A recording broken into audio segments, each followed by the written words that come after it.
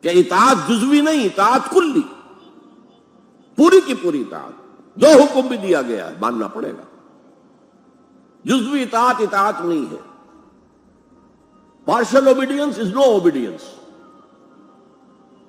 اس لیے کہ اگر آپ نے ایک حکم قبول کر لیا، ایک نہیں کیا، تو جو نہیں کیا کیوں نہیں کیا؟ کہ وہ آپ کے نفس کو پسند نہیں۔ جو قبول کیا وہ کیوں کیا؟ کہ نفس نے الاؤ کر دیا آپ کو کہ ٹھیک ہے کر لو، کوئی حرج نہیں۔ لہذا partial obedience is no obedience at all. چنانچہ اس پر جو وعید آئی ہے سورہ بقرہ کی آیت نمبر 85 میں، افتؤمنون ببعض الکتاب وتکفرون ببعض، تو کیا تم ہماری کتاب اور شریعت کے ایک حصے کو مانتے اور ایک کو نہیں مانتے؟ فما جزاء من يفعل ذلك منکم، تو جو کوئی بھی تم میں سے یہ روش اختیار کرے گا اس کی کوئی سزا نہیں ہے، الا خزي فی الحیات الدنیا، سوائے اس کے کہ دنیا کی زندگی میں ذلیل اور خوار کر دیے جائیں۔ وَيَوْمَ الْقِيَامَةِ يُرَدُّونَ إِلَىٰ أَشَدِّ الْعَذَابِ، اور قیامت کے دن شدید ترین عذاب میں جھونک دیے جائیں۔ وَاللَّهُ بِغَافِلٍ عَمَّا تَعْمَلُونَ، اور جو کچھ تم کر رہے ہو اللہ اس سے غافل نہیں ہے۔ تم اپنی ظاہری ٹیپ ٹاپ سے، اپنے داڑھیوں کے طول سے اللہ کو دھوکہ نہیں دے سکتے، اپنے عمروں اور حجوں کی تعداد سے اللہ کو دھوکہ نہیں دے سکتے۔ He sees you through and through، تمہارے باطن کو دیکھتا ہے، تمہارے دل کو دیکھتا ہے۔ اسے معلوم ہے کہ تم نے حج تو کیا، حرام کی کمائی سے کیا ہے۔ یہ بڑی شدید وعید والی آیت ہے قرآن مجید میں، کہ جس کا نقشہ ہماری نگاہوں کے سامنے آج دنیا میں مسلمانوں کی کیا وقت ہے، کیا حیثیت ہے۔ فما جزاء من يفعل ذلك منكم الا خزي في الحیات الدنیا ویوم القیامت۔ اب یہ قیامت کے دن کی بات جو اللہ فرما رہے ہیں، دعا ہی کی جا سکتی ہے کہ اللہ تعالیٰ اس سے بچا لے، کرم فرمائے، اپنی شان غفاری اور شان رحیمی سے ہمیں اس روز کی ذلت سے اور شدید ترین عذاب میں جھونک دیے جانے کی جو یہاں پر خبر سنائی جا رہی ہے، وعید سنائی جا رہی ہے، اللہ تعالیٰ اس سے بچا لے۔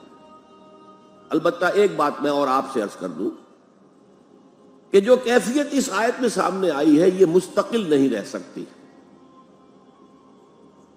اگر کوئی شخص واقعتاً چاہے آغاز میں اس کا دل پازیٹیولی ایمان سے خالی تھا، لیکن ساتھ ہی نیگیٹو نفاق سے بھی خالی تھا، کہہ سکتے ہیں زیرو لیول ہے، پلس ویلیوز اور مائنس ویلیوز کے درمیان زیرو آئے گا، تو باطن کے اعتبار سے چاہے وہ زیرو لیول پر تھا، لیکن اگر وہ اطاعت کرتا رہا، نماز پڑھتا رہا، روزہ رکھتا رہا، زکوٰۃ دیتا رہا، حرام چیزوں سے بچتا رہا، فرائض ادا کرتا رہا، تو اس سے لازماً ایمان پیدا ہو جائے گا اس کے دلوں میں۔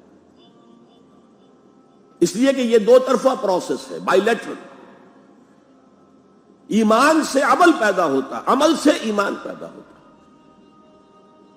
عمل انسان جب کرتا ہے، اللہ کی راہ میں قربانیاں دیتا ہے، زادتہم ایمانا، ان کے ایمان میں اضافہ ہو گیا۔ کہ ایمان دل میں آ گیا تو ایک کشاکش اندر شروع ہو جائے گی۔ آپ کے نفس کی خواہش کچھ اور ہے، ایمان کہتا ہے غلط، کشاکش ہوگی کہ نہیں؟ جیسے فرعون نے کہا تھا الیس لی ملک مصر وہذہ الانہار تجری من تحتی، کیا میں بادشاہ نہیں ہوں مصر کا؟ مصر کی حکومت میری نہیں ہے؟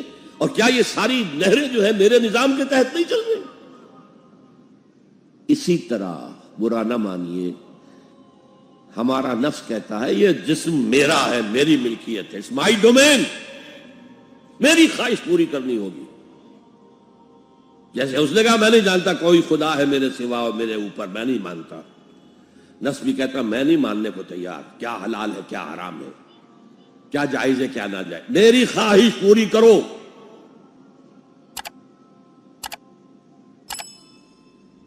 اس کے خلاف جہاد۔ نفس ماں ہم کم طرح فرعون نیست، میرا نفس بھی فرعون سے کم نہیں ہے، لیکن ایراعون نیست، اس کے پاس لاؤ لشکر تھا، اس نے زبان سے بھی کہہ دیا تھا انا ربکم الاعلی، میں ہوں خدا۔ میرا نفس بیچارہ اس کے پاس کوئی لاؤ لشکر نہیں، زبان سے تو یہ کچھ نہیں کہتا، اندر یہی کہتا میں بادشاہ ہوں اس وجود کا، میری مرضی پوری ہو۔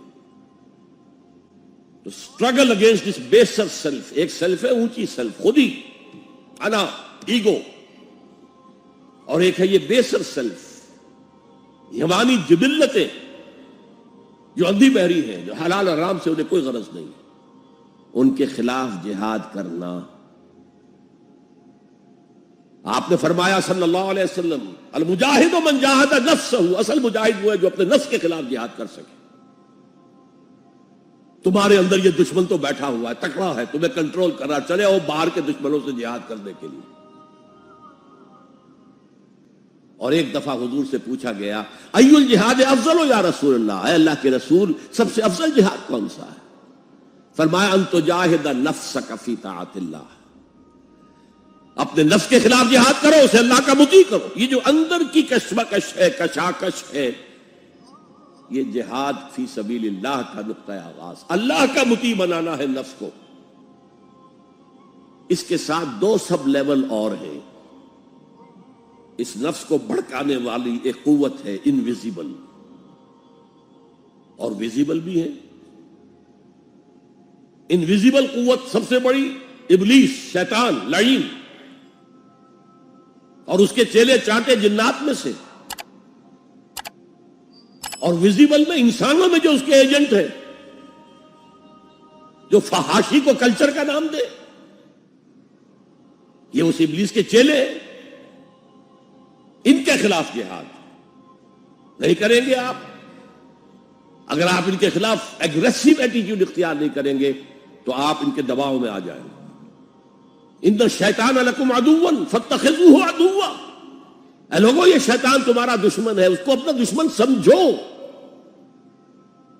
وہ تمہیں سبز باغ دکھاتا ہے، بدی کو مزین کر کے دکھاتا ہے، اچھے اچھے نام اس کے رکھ دیتا ہے، اور تمہیں آمادہ کرتا ہے بدی کے ارتکاب پر۔ نہیں، وہ تمہارا دشمن ہے۔ افتتخذونہ وذریتہ اولیاء من دونی، تم مجھے چھوڑ کر اسے اور اس کے چیلے چانٹوں کو تم اپنا دوست بناتے ہو۔ شیطان کے خلاف جنگ کرو۔ اور تیسرا اس پر سب لیول کیا ہے؟ معاشرہ اگر بگڑا ہوا ہے، اس کا عمومی رجحان برائی کی طرف ہے، تو سوشل پریشرز آپ کو ادھر دھکیلتے ہیں۔